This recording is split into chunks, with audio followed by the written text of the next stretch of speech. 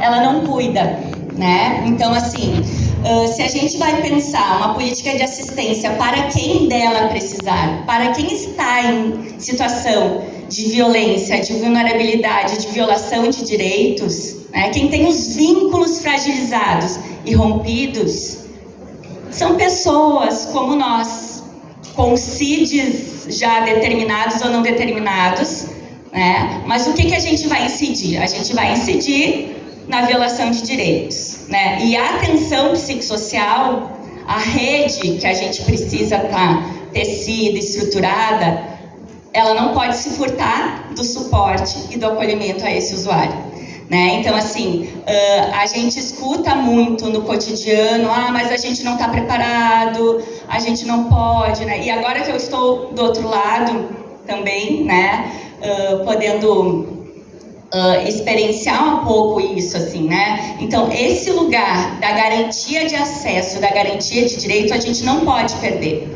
E é por isso que a gente precisa estar com isso muito vivo aqui.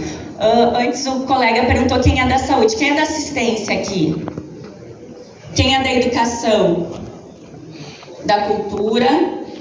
Então, assim, a gente acho que agora a gente está numa, né, esse diálogo da assistência e da saúde, para mim, de onde eu venho, ele sempre foi muito caro e muito necessário. Eu não conseguia estar na atenção psicossocial sem o diálogo com a assistência, né?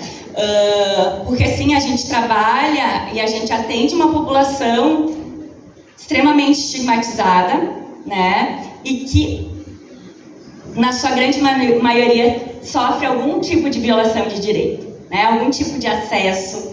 Então, assim, como que a gente se encontra, né, entre colegas e pares? E é muito... Eu lembro, recentemente eu estava em São Vicente e a gente foi para uma discussão com a equipe, né, da abordagem na rua, a equipe do CREAS. E aí, quando a gente se vê sentado e dizendo assim, mas a minha equipe tá assim, a minha equipe tá assada, eu já não tenho mais um carro, eu já tentei isso, a gente já tentou aquilo. A gente também vê o quanto que a gente é diariamente sucateado, esmagado, né? Eu fico pensando, né, na questão... A gente trabalha é óbvio, a gente trabalha com a complexidade da vida, a gente se afeta com a vida do outro, né? E aqui a gente está falando, a gente não pode se afetar. Muitos profissionais endurecem, muitos profissionais adoecem nesse contexto, né? Hoje eu vim correndo, não pude estar de manhã, mas vim correndo para encontrar com alguns colegas, os colegas estavam discutindo casos, né? E aí eu brinquei, olha, vamos pedir hora extra, enfim. Mas a gente é atravessado todo dia por esses cotidianos que estão carentes. E muitas vezes a gente se vê carente de recursos, né? Então a gente sabe, a gente entende a política, a gente sabe, é o direito da minha equipe ter o carro, né? É o direito da minha equipe ter uma equipe mínima, né? E a gente viu nos últimos anos, né, o direito do trabalhador da saúde, do trabalhador da assistência, o servidor, porque servidor que está lá na Constituição, eu vou fazendo essas dobradinhas, né? Mas o trabalhador, ele tá o servidor, ele está para assegurar direito. Eu não asseguro o procedimento, né? É muito comum, quando tu está num trabalho terceirizado, tu apresentar estatísticas de número. Como tu quantifica o trabalho na atenção psicossocial? Eu consigo fazer, eu dizia lá no CAPS, que eu estava de um corredor a outro, eu posso fazer inúmeras intervenções, né? Então, assim, ou eu posso fazer nenhuma e outra tão complexa quanto, né? Então, assim, a gente trabalha e a gente garante direito, saúde é direito, né? Condições básicas de moradia, condições de segurança, né? Não proteção para violências, né? Isso é direito nosso. E a gente, enquanto equipe, a gente está sucateado, né? Eu fui numa reunião da DRS antes de sair da saúde E eu lembro de ter dito para a Tânia, eu disse, Tânia, tem como vocês tensionarem um pouquinho lá na gestão? Porque o trabalhador, o servidor que está ali na ponta, ele tem muito vivo quais são os propósitos do seu trabalho.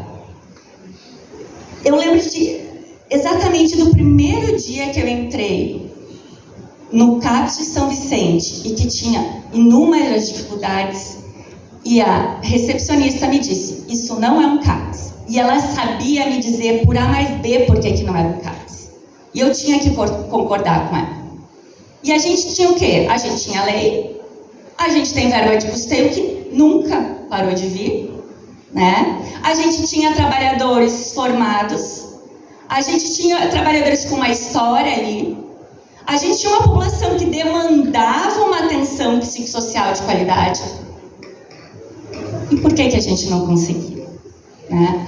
Quais eram as condições de trabalho que a gente tinha? Né? E aí a gente vê que são problemas em escalas muito maiores. Né?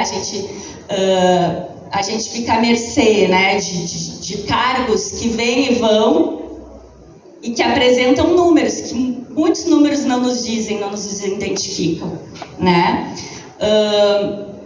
O que eu acho que é importante reativar desse diálogo, dessa conversa, é a gente poder voltar, né, a nós, a gente se encontrar e estar com assistência, e estar com saúde de novo, e reafirmar esse lugar. Qual é o propósito do nosso serviço? Né? O propósito da saúde mental não é ter um residencial terapêutico para pessoas que estão em conflitos familiares, Não, residencial terapêutico é uma estratégia de desinstitucionalização da política de saúde mental para pessoas que ficaram longos períodos. Eu sei que é revisitar o óbvio, mas assim, é algo que a gente precisa ter claro. O residencial terapêutico, ele não é para a população hoje que visita, está no CAPS, que está na atenção básica e que tem questões de saúde mental. O residencial terapêutico é uma estratégia de desinstitucionalização. E a gente não tem ainda, né? A gente ainda tem manicômios, a gente ainda tem lugares que as pessoas estão institucionalizadas e a gente sabe que a gente não tem residenciais terapêuticos suficientes para abarcar essa população. Mas quando a gente chega no desafio de CAPS, com o abrigo do município, e o abrigo nos diz assim, mas ele tem um F20, e ele não pode ficar aqui, porque aqui eu só tenho posso ter pessoas com deficiência, né? Essa pessoa está em violação de direito, ela tem vínculos fragilizados, rompidos, ela precisa do suporte, e o que se precisa da assistência, da saúde mental para dar o suporte, né? Porque assim, o CAPS, ele tem que estar também sendo suporte da comunidade e da família. Se a unidade de moradia, no momento, é a unidade do abrigo, que suporte que o CAPS vai dar para esse abrigo?